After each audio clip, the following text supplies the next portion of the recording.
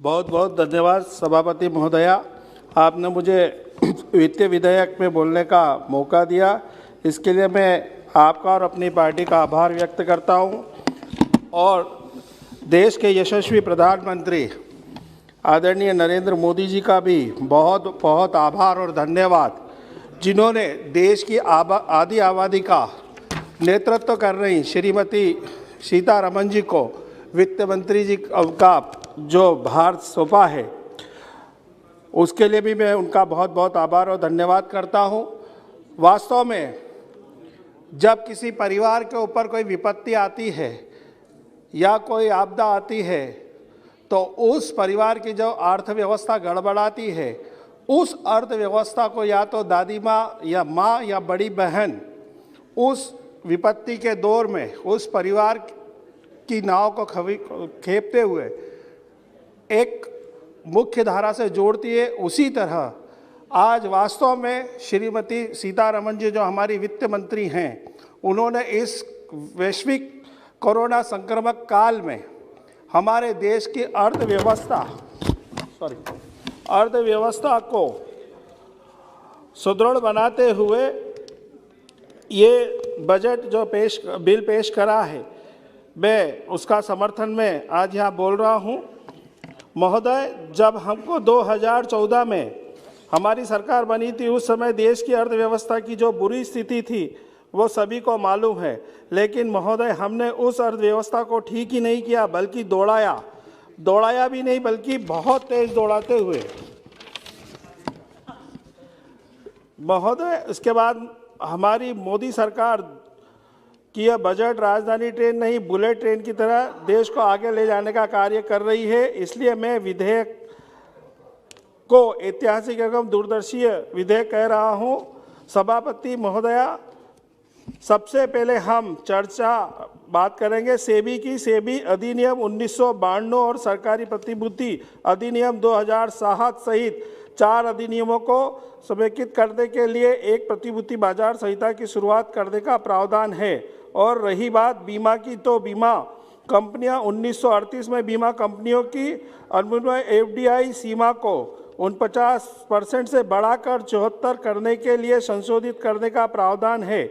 और यह सुरक्षा उपायों के साथ विदेशी स्वामित्व और नियंत्रण की अनुमति भी मिलेगी। कंपनी अधिनियम 2013 को संशोधित पूंजी 50 लाख से 2 करोड़ और वार्षिक कारोबार 2 करोड़ से 20 करोड़ तक की सीमा बढ़ाकर छोटी कंपनियों की परिभाषा में संशोधन करने का भी प्रावधान किया है। सभापति महोदय, गौरतलब लॉकडाउन से परेशान लोग इस बार टैक्स के मोर्चे पर कई राहत की उम्मीद कर रहे थे। इसको ध्यान में रखते हुए माननीय वित्त मंत्री जी ने 75 साल के उन सभी पेंशन धारकों को इनकम टैक्स रिटर्न भरने से राहत दी जिनकी सिर्फ पेंशन से आमदनी होती है। महोदय, इस विधेयक के माध्यम से गंभीर धोखाधड़ी के मामले सिर्फ 3 साल की पहले तक खोले जाएंगे, जबकि सिर्फ 1 साल में 50 लाख रुपए से ज़्यादा की इनकम छुपाने वाले मामले में ही 10 साल तक के फिर से फाइल खोलने की इजाज़त दी गई। एवं साथ ही टैक्स ऑडिट सीमा को भी बढ़ाकर 5 से 10 करोड़ रुपए कर दिया गया है।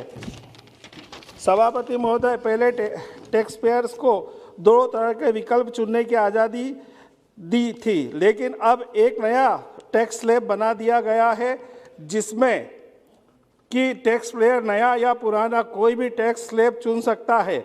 नया टैक्स स्लैब ये क्या है महोदय? नया टैक्स स्लैब जो व्यक्ति चुनता है तो उसे बहुत से डिडक्शन का लाभ नहीं मिलेगा, जबकि पुराने स्लैब चुनने वाले व्यक्ति को इस तरह का लाभ मिलता रहेगा।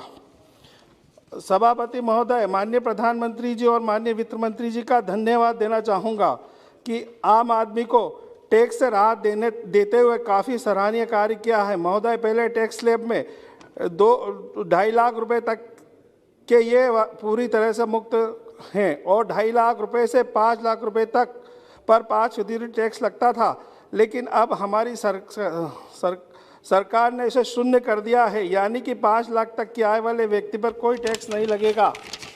सभापति महोदया, एक विशेष बात, जो कोरोना संकट काल में यह लोगों की मांग उठने लगी कि टैक्स पेयर को सेक्शन 80D के तहत मिलने वाले टैक्स बेनिफिट को बढ़ाकर कम से कम 1 लाख रुपए के हेल्थ इंश्योरेंस प्रीमियर कर दिया जाए और मेडिकल इम्बेशन के बदले स्टैंडर्ड डिडक्शन दिया जाए। लेकिन पहले कंपनी से मिलने वाले मेडिकल रिप्रेजेंटेशन पर डिडक्शन मिलता था। माननीय अध्यक्ष जी, सभापति महोदय, 2017-18 में हमने कुछ बदलाव लाते हुए हमारे पूर्व वित्त मंत्री श्री अरुण जेटली जी ने एक कॉमन डिडक्शन दे दिया, जिसको सबको लाभ मिलने लगा। महोदय 2 मिनट आपका हो गया, 2 मिनट ऊपर हो गया। अनिल जी, अब कोई भी व्यक्ति हमें समाप्त 75,000 रुपए तक के हेल्थ इंश्योरेंस प्रीमियर भुगतान के बदले टैक्स छूट हासिल कर सकता है।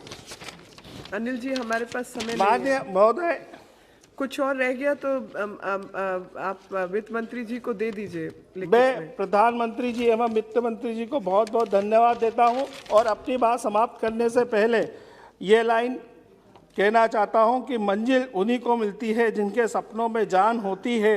अरे मंजिल उन्हीं को मिलती है जिनके सपनों में जान होती है। पंखों से कुछ नहीं होता है, हौसलों में उड़ान होती है। मैं माननीय वित्त मंत्री जी को और प्रधानमंत्री जी को बहुत बहुत धन्यवाद देता हूं। सभापति महोदय, आपने मुझे बोलने का समय दिया, उसके लिए भी मैं आपका बहुत बहुत धन्यवाद, आभार व्यक्त करता हूं।